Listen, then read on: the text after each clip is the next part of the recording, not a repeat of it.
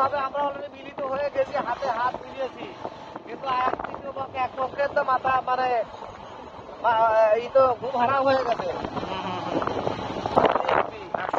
যদি এতটুকু হয় যে ইসলামের সমস্ত যারা ইসলামী নাম নিয়ে যারা দল করতেছে সবাই যদি খালি এক জায়গায় হয়, তাহলে বিএনপি হোক আওয়ামী লীগ হোক যেই হোক না কেন, তাই না? স্যার কখনো আমি মনে করি না তাহেরি আর তোষি এরা তো সরাসরি আছে আওয়ামী লীগের একটা শাখা।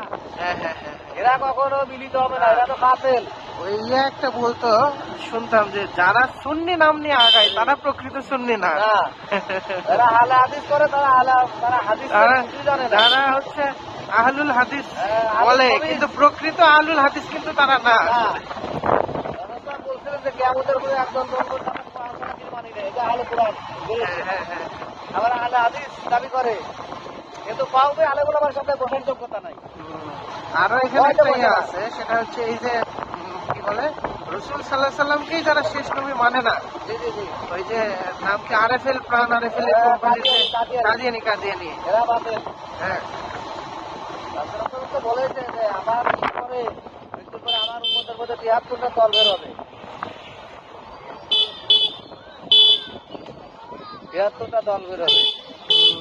যদি তাফসীর করা মাহফিল এই এটা মনে আছে, এখানে মনে হয় মাহফিল হবে নাকি?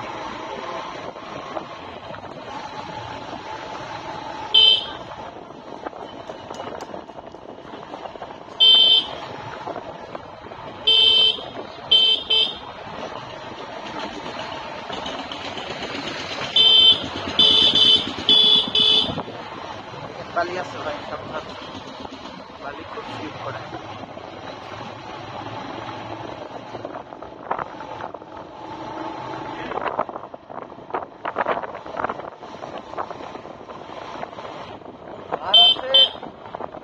আমি তাকেই মানি যে কোরআন এবং সুন্নাহ অনুযায়ী চলে, কোরআন এবং সুন্নাহ, কোরআন এবং হাদিস থেকে কথা বলে, তা ঠিক আছে। কোরআন এবং হাদিসের বাইরে যায় না, সে আমার শিক্ষক, সে আমার গুরু, আমি তাকেই মানি।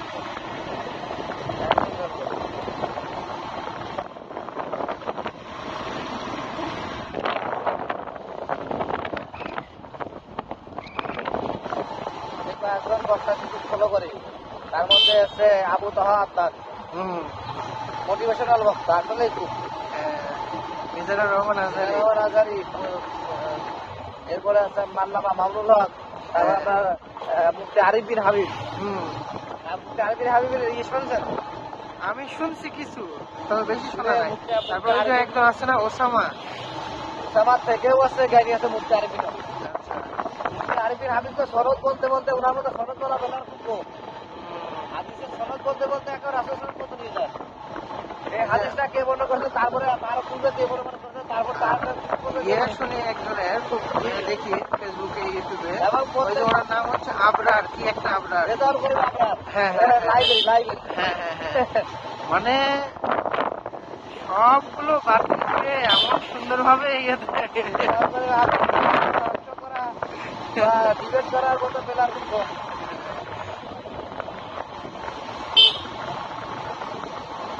তবে আমি যখন ছোট ছিলাম তখন শুনতাম, শুনতাম হচ্ছে ওনারা অলিপুরি সাহেবের নাম শুনছেন কিনা, তখন উনি খুব খুব ভালো মানে খুব ভালো যুক্তি দিতেন আর কি।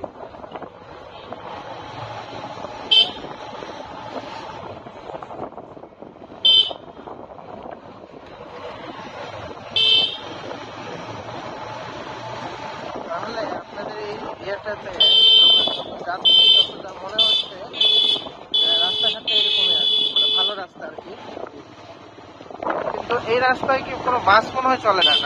বাস চলে না, এই অটো হাওড়া সরকারি প্রাথমিক বিদ্যালয়, হ্যাঁ এটাকেও টার্গেট করতে হবে।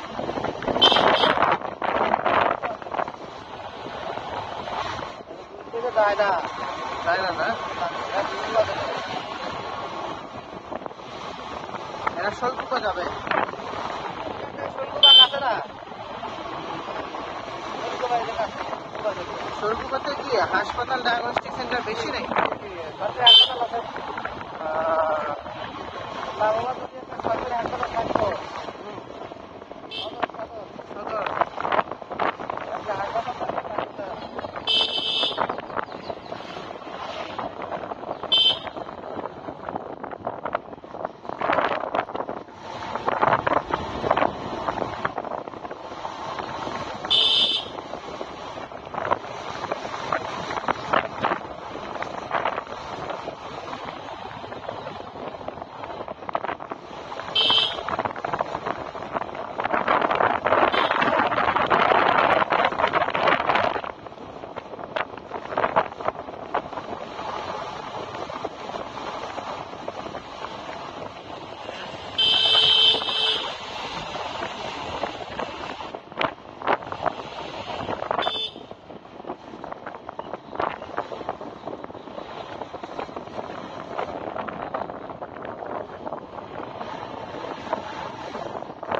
রাস্তায় যারা ভালোভাবে গাড়ি চালাতে পারবে তারা সম্ভবত সব রাস্তায় পারবে, যে একটু পরপরে এদিকে একবার এদিকে একবার।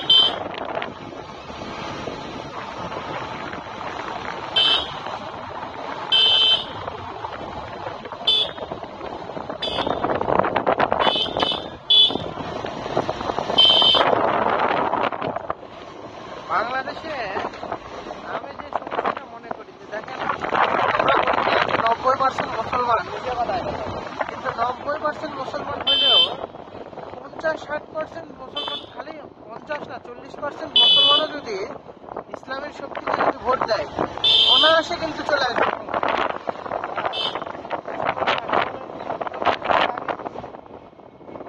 ইসলামী আন্দোলনের আগে দেখবে মুসলমানের সঙ্গে নেতা আর আচ্ছা আচ্ছা, এরা পেছনে যাওয়ার পরে আমাদের যে তিনি হুজুর হ্যাঁ ক্লাস নিচ্ছেন উনি বললেন আমরা কেউ মুসলমান না।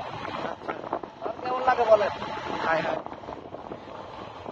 তারপরে কথা বক্তব্য দিচ্ছে কোথায়? বক্তব্য দিচ্ছে হচ্ছে কোন দিকে? ওই দিকে না এদিকে? এটা নতুন ব্রিজ করছে আর কি, ওই যে। ও আচ্ছা, একই রাস্তা।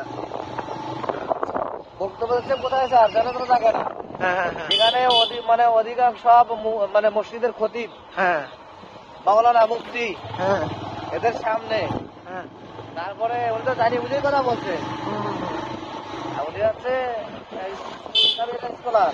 হ্যাঁ, উনি বলতেছে যে আমরা যখন প্রশ্ন করছি যে স্যার তাহলে আমরা কি, আমি বলি অবশ্যই আপনারা তো আর সাধারণ শ্রোতা না যে তাদের সামনে একটা ঘুমার কথা বলে দিলাম, হ্যাঁ, তোমাদের সাথে কথা বলে দিলাম, ধরার মতো কেউ নাই। সাধারণ শ্রোতার মধ্যে মাধ্যমে আমি তো যারা আগ বলে দিই, কেউ ধরার মতো ক্ষমতা আছে, সেটাই। কিন্তু আপনাদের কাছে তো তা বলা যাবে না।